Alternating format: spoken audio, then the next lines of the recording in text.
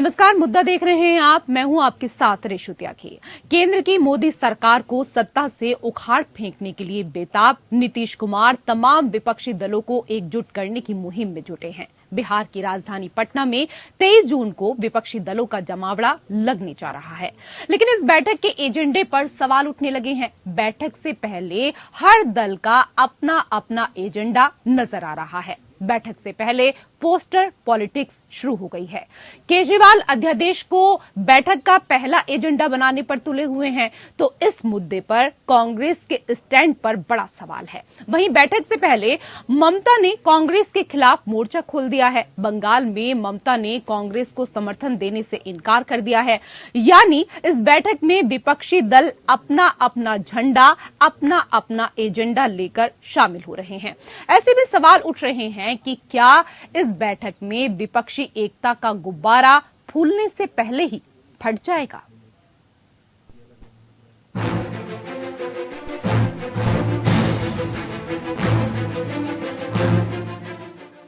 बिहार की राजधानी पटना में 23 जून को मुख्यमंत्री नीतीश कुमार द्वारा बुलाई गई विपक्ष की महाबैठक में 17 से अधिक विपक्षी दलों के नेताओं के भाग लेने की उम्मीद है। ये तो तय है कि इस बैठक में बीजेपी को सत्ता से हटाने को लेकर आगे की रणनीति बनाई जाएगी।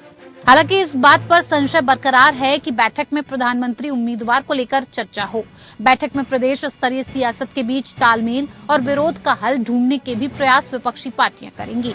सही अर्थों में इस बैठक का मुख्य एजेंडा सभी विपक्षी दलों में तालमेल बैठाने की कोशिश है। अलग अलग क्यों लड़ना, जब हमारे मुद्दे एक हैं, हम सब लाइट माइंडेड पार्टीज हैं, तो हम अपने वोट का बिखराव क्यों करें? और जब एनडीए थी तो एनडीए पता है कितने दलों का गठबंधन था, तो क्या वो किसी के डर से इतने लोगों के साथ मिलकर के एनडीए बनाए थे? कई विपक्ष के ऐसे नेता हैं जो मोदी जी से ज्यादा जो है अनुभवी है, प्रशासनिक मामले में, सामाजिक मामले में और राजनीतिक मामले में जो अनुभव जो रहा है मोदी जी से काफी ज्यादा रहा है। तो विपक्ष में ऐसा कोई नेता आपको नहीं मिलेगा जो मीडिया द्वारा जो निर्मित किया गया हो। विपक्ष में ऐसे नेता हैं जो सीधे जनता से संवाद लोग करते हैं। तो हमको लगता है कि बैठक जो है काफी फ्रूटफुल रहेगा और सब लोग जो है अपनी बात को रखेंगे।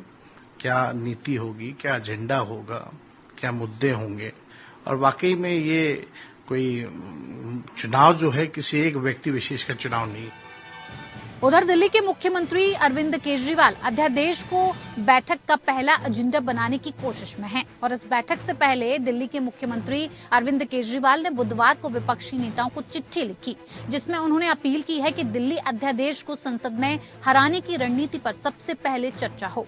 केजरीवाल ने इस चिट्ठी में दावा किया है कि दिल्ली अध्यादेश का प्रयोग सफल हुआ तो केंद्र सरकार गैर बीजेपी शासन वाले राज्यों में भी ऐसे अध्यादेश लाकर राज्य सरकारों के अधिकार छीन लेगी।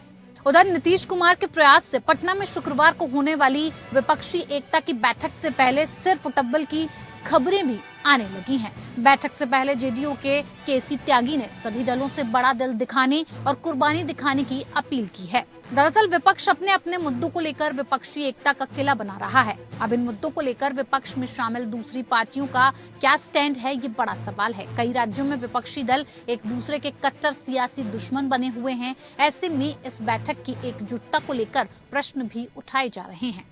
दिल्ली में आप और कांग्रेस आमने सामने हैं। शराब घोटाले को लेकर केजरीवाल सरकार पर कांग्रेस हमलावर है। ऐसे में केजरीवाल को दिल्ली में कांग्रेस के समर्थन पर बड़ा सवाल खड़ा है। कांग्रेस अध्यक्ष खड़गे और राहुल गांधी अब दिल्ली कांग्रेस के नेताओं को कितना समझा पाते हैं, इस पर काफी कुछ निर्भर है।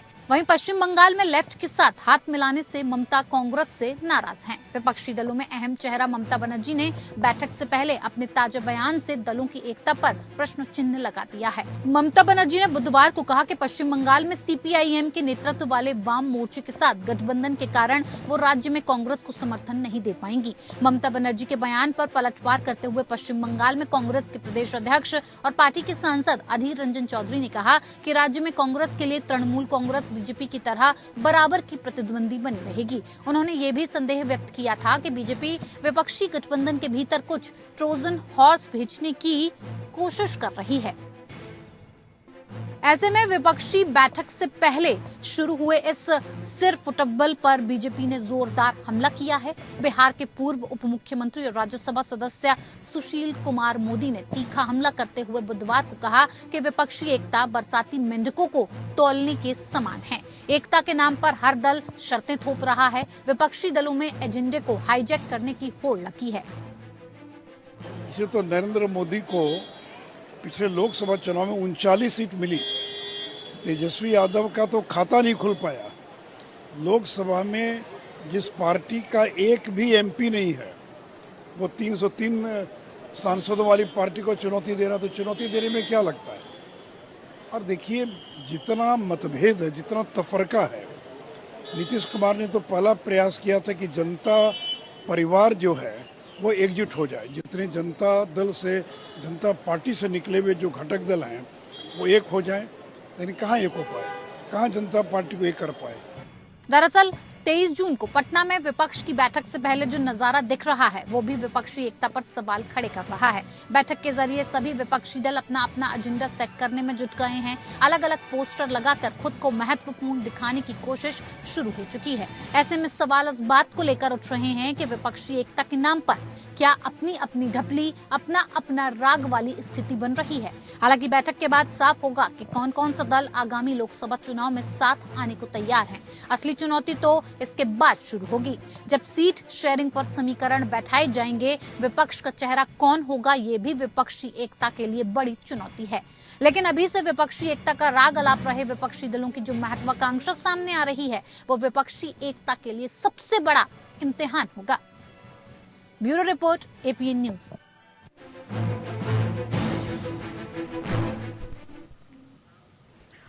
जी हाँ, तो बिहार में विपक्षी एकता दिखाने के लिए सियासी महाकुंभ का आयोजन हो रहा है। इस बैठक में सभी नेताओं के आने का कार्यक्रम फिक्स हो गया है। मेहमानों के लिए सीएम नीतीश कुमार ने भी काफी बढ़िया इंतजाम किए हैं। भोज में इन्हें बिहारी व्यंजन परोसे जाएंगे।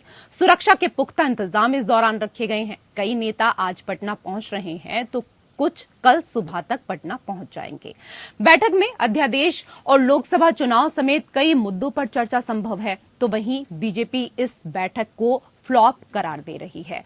पूर्व उप मुख्यमंत्री और बीजेपी सांसद सुशील कुमार मोदी ने कहा कि विपक्षी एकता के नाम पर भ्रष्टाचार में डूबे वंशवादी दलों की बैठक बुलाई गई है और ये सभी दल केवल अपनी अपनी दुकानें बचाने के लिए एक साथ दिखाई दे रहे हैं। तो अपना अपना झंडा और अपने अपने एजेंडे के साथ पटना पहुंच रहे विपक्षी नेताओं की ये बैठक क्या कुछ रंग लेकर आएगी, इसी को लेकर आज हम चर्चा करेंगे। पैनल में कई खास मेहमान हमारे साथ जुड़ चुके हैं। सबसे पहले उनका परिचय आपको करा देते हैं। हमारे साथ डॉक्टर विजय खेरा, प्रवक्ता बीजेपी, जुड़ चुके हैं। बहुत बहुत स्वागत है विजय जी आपका। हमारे साथ डॉक्टर अरुणेश यादव, नेता कांग्रेस, जुड़ चुके हैं। अरुणेश जी आपका भी बहुत बहुत स्वागत। हमारे साथ कुंवर अजय सिंह, प्रवक्ता जेडीयू, जुड़ चुके हैं। आपका भी बहुत बहुत स्वागत है। और हमारे साथ आम आदमी पार्टी की प्रवक्ता संगीता शर्मा भी जुड़ चुकी हैं। संगीता जी आपका भी बहुत बहुत स्वागत है। अरुणेश जी, आवाज मिल पा रही है आपको मेरी? जी बिल्कुल जी। अरुणेश जी, पहला सवाल आप ही से है। विपक्षी एकता की कोशिश और क्षेत्रीय दलों की आकांक्षाओं के बीच सामंजस्य बनाना कांग्रेस की यह बड़ी परीक्षा है। आप इसको किस तरीके से देख रहे हैं? जी, निश्चित तौर पे बहुत महत्वपूर्ण रहेगा। कल का जो दिन है वो कई मामलों में बहुत महत्वपूर्ण रहने वाला है। और जहां तक इस मीटिंग की बात की जाए तो इसमें कई अहम सवालों पे चर्चा होगी। जैसे कि इसमें जो 2024 का जो चुनाव है उस चुनाव के लिए हम किन किन मुद्दों पे को लेकर हम सरकार से सवाल करेंगे। और इसके साथ ही जो सीटों का है, सीटों का हालांकि अभी ये कहा गया है कि पहले एक आम सहमति बने कि कौन कौन से दल इसमें शामिल हो रहे हैं, उसके बाद सीटों पे चर्चा होगी। और साथ ही जितने भी दल कल आ रहे हैं तो इन सबके एजेंडों पे चर्चा होगी कि भाई कौन सा क्षेत्रीय दल, उसके लिए कौन से एजेंडे महत्वपूर्ण है और किस क्षेत्रीय दल के लिए कौन से एजेंडे महत्वपूर्ण है। लेकिन हर एजेंडे पर हर कोई राजी हो जाए ये तो अभी दिखाई नहीं दे रहा है। है, क्योंकि कुछ एजेंडे ऐसे हैं जिन पर कांग्रेस कुछ कह रही है, आम आदमी पार्टी कुछ कह रहा है, अध्यादेश को लेकर ही अगर यहाँ पर बात कर लें तो। लेकिन अजय जी, आपकी मेहनत सफल रही, विपक्ष एक मंच पर आ रहा है, पटना में यह योग बन रहे हैं, लेकिन जिस तरह से सभी पार्टियां अपना एजेंडा पुश कर रही हैं, साझी रणनीति बनाना चुनौती ही होगी। ऋषु जी, इसके लिए आपको धन्यवाद जी। और सबसे बड़ी बात यहाँ पे ये है कि हमें समझना होगा हमारे देश की संस्कृति क्या है। तानाशाही नहीं है, हिटलर शाही नहीं है। हमारे देश की संस्कृति है अनेकता में एकता। विपक्षी दलों के पास यही लोकतंत्र की हथियार है जो देश की जनता के पास जाना होगा। हमें केवल लोकतंत्र बचाने वाला हथियार लेकर के जाना है। तानाशाह शासक को सत्ता से दूर करने की नीयत है। और यही चूंकि सभी पार्टियां अलग अलग हैं, ऋषु जी, मैं बहुत ही संवेदनशीलता के साथ कहने जा रहा हूं कि बड़ी हानि को बचाने के लिए छोटी हानि की जाती है।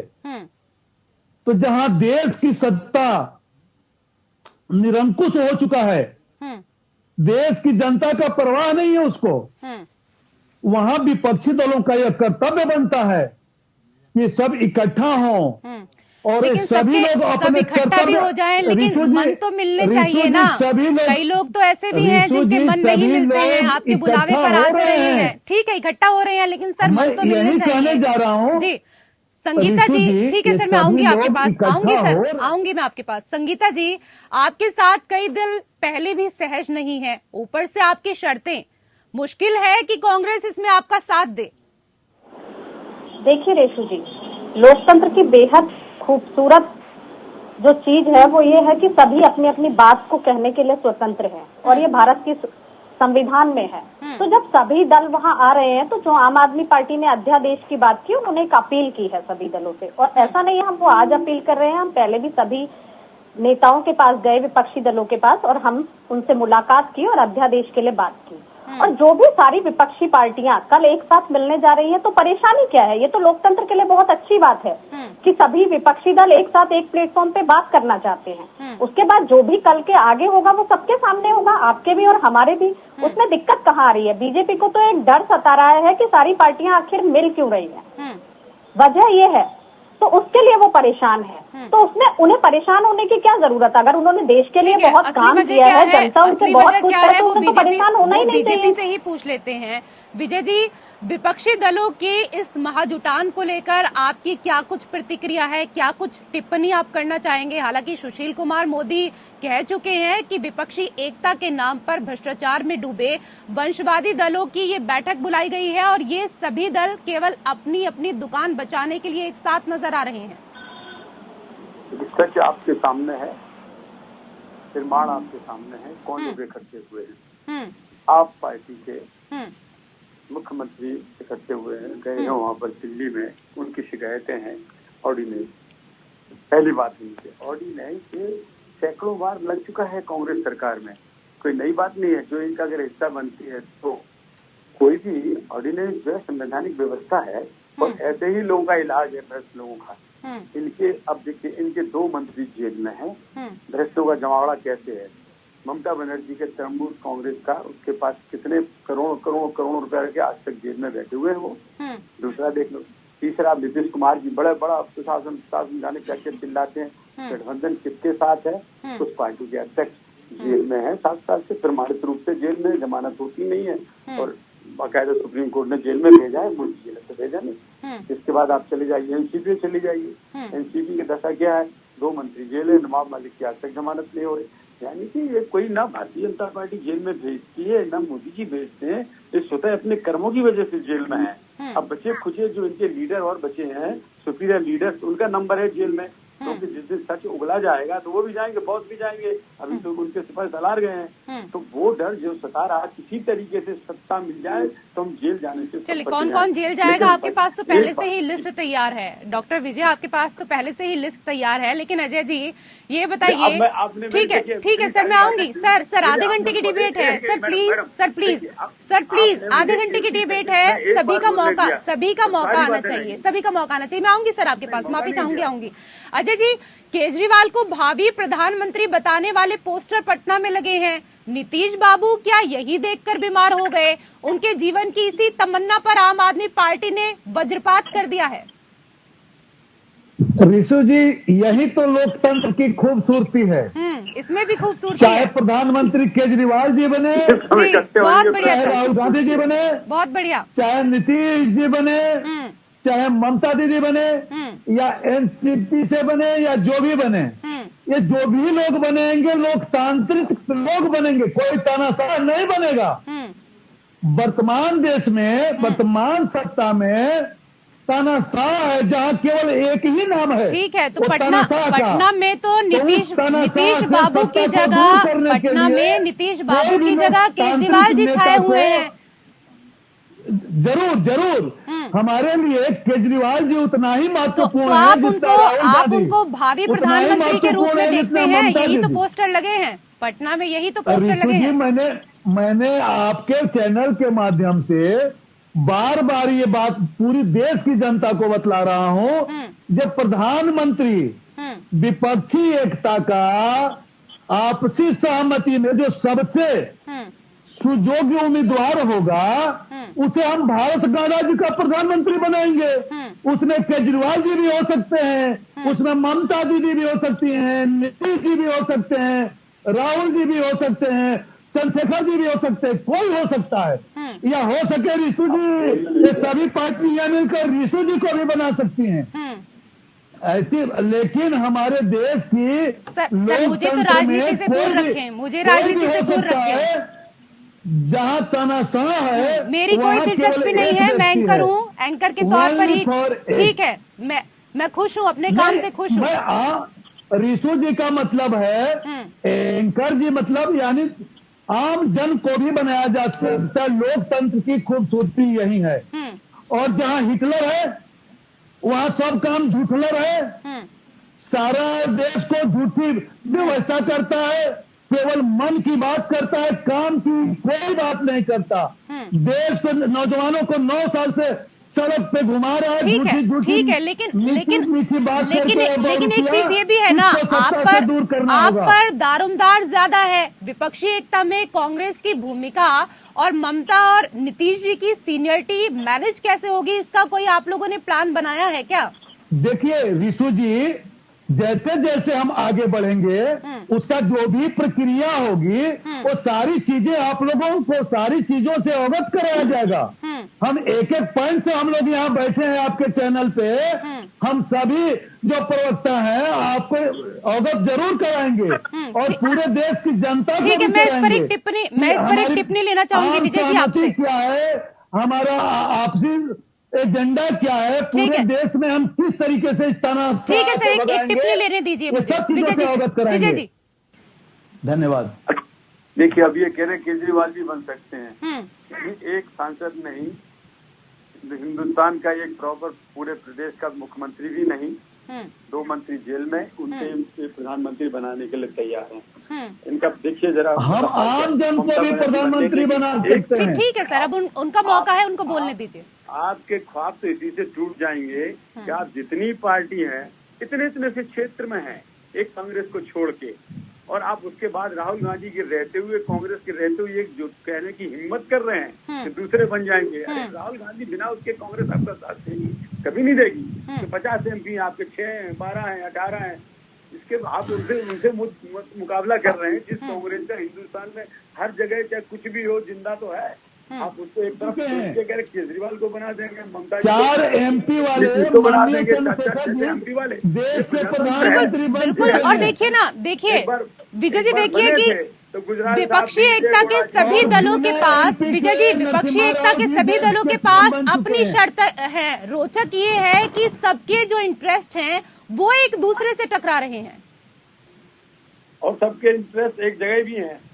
सबके इंटरेस्ट भी है कि भ्रष्ट के लिए जो है बचाव एक दूसरे को, एक इंटरेस्ट कॉमन है, बाकी इंटरेस्ट अलग अलग है। दिल्ली में एक सीट कांग्रेस नहीं दे सकती केजरीवाल को, ममता बनर्जी एक सीट नहीं दे सकती कांग्रेस पार्टी को, ये सच है आपके सामने।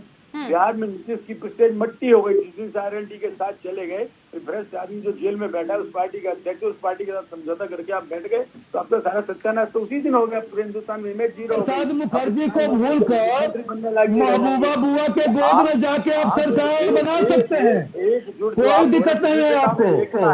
चलिए संगीता जी बड़ी खुश नजर आ रही हैं। भावी प्रधानमंत्री के पोस्टर लगे हैं पटना में केजरीवाल जी को लेकर। संगीता जी क्या कहेंगी, क्योंकि जेडीयू भी समर्थन कर रहा है अब? मेरा एक कहना है बस, जिस तरह से कुंवर भाई ने कहा कि लोकतंत्र की खूबसूरती है, कोई भी प्रधानमंत्री बन सकता है, और हमने चंद्रशेखर जी को भी प्रधानमंत्री बनते हुए देखा 4 सीटों में। तो देखिए रेशु जी, बीजेपी को परेशानी क्या है, मुझे तो ये समझ में नहीं आ रहा। चाहे केजरीवाल जी प्रधानमंत्री बने, राहुल गांधी जी प्रधानमंत्री बने या ममता दीदी प्रधानमंत्री बने, उनकी परेशानी क्या है, इस बात से बड़ी सब बराबर है, चिंता है। और देखिए बार बार लोगों को भ्रष्ट कह रहे हैं, क्योंकि वो वॉशिंग मशीन रेशु जी बीजेपी के ही है, क्योंकि सारी संस्थाएं इनके पास है। तो ये तो वॉशिंग मशीन में धुल देते हैं, चाहे हेमंत बिस्व शर्मा हो, चाहे मध्य प्रदेश के मुख्यमंत्री शिवराज सिंह हो, ये कहिए कि सारे भ्रष्ट इनकी पार्टी में चले गए हैं, सारे भ्रष्ट इनकी पार्टी में चले गए हैं। ये समझ में नहीं आता संगीता जी, ये समझ में नहीं आता। आप लोग इस तरीके से संस्थाओं के ऊपर आरोप लगाते हैं, क्या ये शोभा देता है आप लोगों को? करने वाले क्या ये शोभा देता है आप लोगों को? आखिरी सवाल अरुणेश जी, ममता बनर्जी कह रही है कि पश्चिम बंगाल में सीपीआई-एम के नेतृत्व वाले वाम मोर्चे के साथ गठबंधन के कारण वो राज्य में कांग्रेस को समर्थन नहीं दे पाएंगी।